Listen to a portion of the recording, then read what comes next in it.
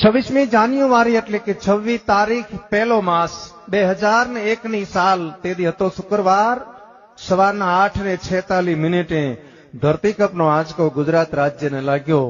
આની ધ્રુજારી હતી 6.9 તીવ્રતા ધરાવતો આંચકો આવ્યો, પણ કયા સમય આવ્યો? 8:46। આનો લાવારસ નીકળ્યો ક્યાંથી? કેન્દ્રબિંદુ પ્રગટ ક્યાંથી થયું? કચ્છની ધરતીમાં ભુજ શહેરથી ઈશાનની દિશા માથે 20 કિલોમીટર દૂર, ભુજથી 20 કિલોમીટર છેટે ધરતી તોડી અને ત્યાંથી લાવારસ બારો નીકળ્યો। ત્યાંથી આંચકાની શરૂઆત થઈ। ક્યાં ક્યાં આંચકો હાલ્યો, કેટલા ગુજરાત રાજ્યના ગામડાને આવરી લીધા અને પાછો ક્યાં આવીને બંધ પડ્યો, એની થોડીક યાદી કરાવું। શબ્દ ઉપર ધ્યાન આપજો।